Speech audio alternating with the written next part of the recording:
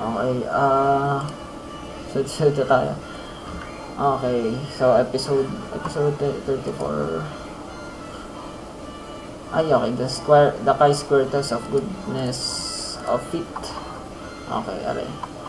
Itong isa dito, chi-square of test of independence. So, pag-iwalay na lang natin siya. Okay, so nandito na tayo sa non-parametric test. No? Dun sa lahat ng na-videohan ko from t-test hanggang dito sa linear regression, siya ay parametric test. Ano? So, nag-work siya with interval at saka ratio na data. Dito sa non-parametric test, siya ay dun sa nominal tsaka ordinal data. Okay. Or qualitative to yan. Ang pinagkaiba lang naman sa parametric test, more on score sila. So, mga mean, average, mga ganun. Sa interval tsaka ratio data. Dito ay more on qualitative na data. Nominal tsaka ordinal. Okay. Tsaka sabi dito hindi naman siya so rely on the assumption that the population follows okay. Hindi siya nag-rely na normal distributed yung data natin. Ayun yung non-parametric. At so usually less powerful than corresponding test. Okay, it's less likely to reject the null hypothesis when it is false. Okay, so type 2 error. Ano nangyayari? And then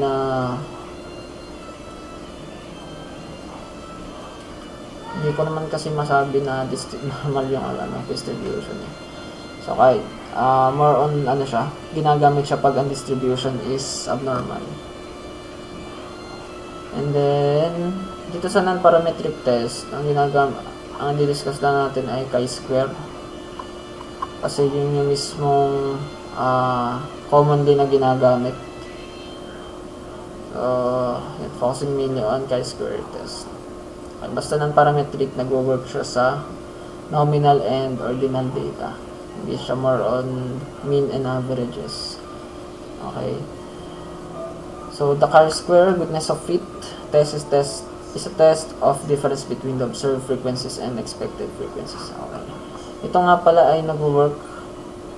Yung chi-square ay it's used to test the significance for data presented in frequencies or nominal forms. Okay, mahalata nyo naman siya kasi by frequency yung data niya. Makikita nyo mamaya. Okay. So, ano pa ba? Okay, in this test, the theory is compared with actual experiment. Makikita nyo din kung ano yung basta dito sa chi-square test of goodness of fit, may pinagko-compare tayo. Ay, hindi pala. Pareho pa ng pati din pala dun sa independence. Basta sa chi-square, kina-compare natin yung naging observed na data natin dun sa theory natin or expected na data natin. May makikita nyo. Okay, formula. Pareho lang naman siya. Ito yung formula for chi-square. Chi-square for goodness of fit tsaka dun sa isang chi-square. Kasi dalawa siya eh. Okay, the chi-square is considered unique test due to its function test of goodness fit and test of independence. Okay. So, dalawa yung type ng chi-square natin. And then, pareho lang siya ng formula. Mag-iiba lang dito sa E. Tsaka dito sa value ng E. Okay, where X is the chi-square test, observed frequencies, tsaka expected frequencies. Ito mismo yung kinocompute natin, yung expected frequencies. Kasi itong observed frequencies, yun na yung given natin. Okay.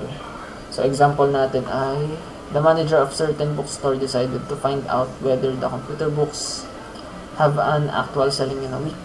See the table below, determine if there is significant difference in the number of computer books sold in a week. I use the 0.05 level of significance. Okay, so sa example ay, yung manager ay gustong malaman kung lahat ng libro niya ay equal yung selling sa isang linggo. So kung sinasabi na kung pantay-pantay yung nabibenta niya. Okay, dito sa data na to, ito yung naging observed natin, observed frequencies natin. So, sa isang linggo, 15 yung naibenta dito sa librong to. Introduction to Turbo C, 12 dito sa web application, 5, 8, 15. Okay. So, ito mismo ang given natin. Ito yung observed frequencies natin. Kaya yung gagamit natin. By frequencies siya. By frequencies. Okay. Ang problem ay, is there any significant difference in the number of computer books sold in a week? Okay. Parang kasing ina-expect natin dito ay patay-patay sila ng naibebenta libro. Patay-patay yung libro na naibebenta. Okay. So, ano natin gagawin? Okay. So, hypothesis, null hypothesis natin ay there is no significant difference in the number of computer books sold in a week. Parang sinasabi dito sa null hypothesis ay pantay-pantay ito ng value. Okay. And then, sa dito sa alternative hypothesis, there is a significant difference in the number of computer books sold in a week. Okay, so sinasabi dito na magkakaiba-iba yung bilang ng librong na ibebenta. Pero kasi dito, kung mapapansin nyo, baka may tanong nyo, kita naman sa data natin na hindi sila pantay-pantay. Pero kasi kaya nga dito may level of significance. Kung ano yung limit natin, for example, ang expected na value natin kasi expected value natin ay 11 dito. Okay. So pag 12 ba ay malapit naman siya sa 11 kung accepted ba siya na value, kung equal ba siya doon. Parang yun yung mismong nagiging batay natin itong level of significance.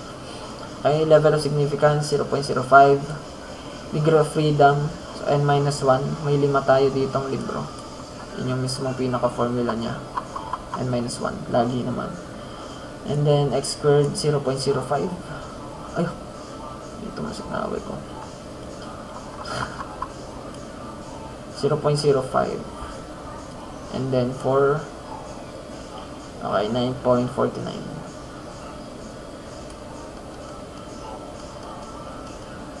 Saan ba tayo?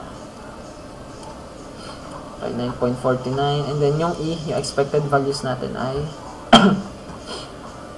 formula natin dyan ay total number of observed frequencies. Yung mismong total natin dito. Lahat ng frequency na over sa total number of categories. So, may 5 tayong category dito. 5 libro. Yan yun yung mismong expected value natin. Ibig sabihin,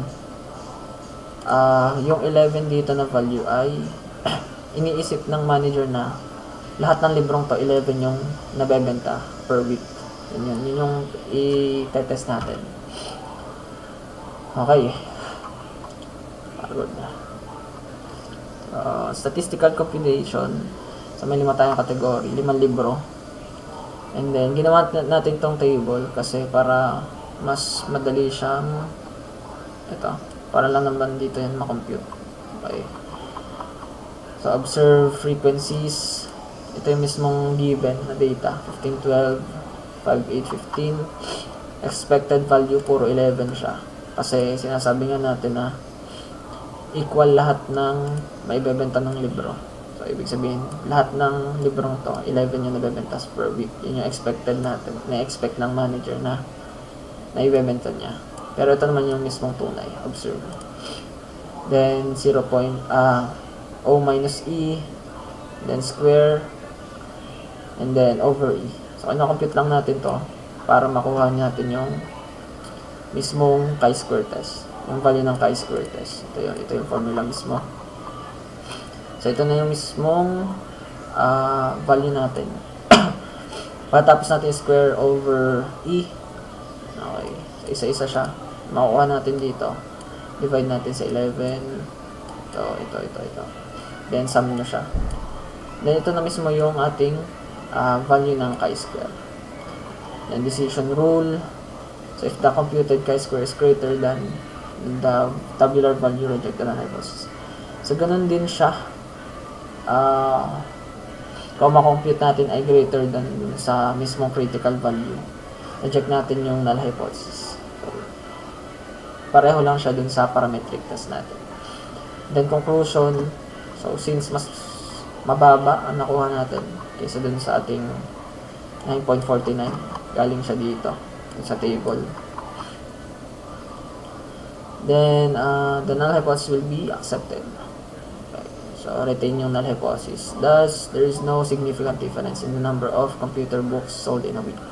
So paano tatanggap natin na null hypothesis na pare-pareho lang or pantay-pantay lang yung naibebenta nating libro sa isang linggo. Parang in-accept natin tong expected natin na 11 lahat ang sa bawat libro na nabebenta, 11 yung lahat ng nabebenta nila. And then total ay 55. Pero hindi naman yun sa tunay. Kaya nga sabi dito, hindi siya ganun ka-powerful, ano? So it's less likely to reject the null hypothesis when it is false. Pero ang layo kasi nitong data na to, 5 lang yun na ano. Pero nasabi pa rin natin na pantay-pantay. So yun lang naman dito sa test of goodness of fit.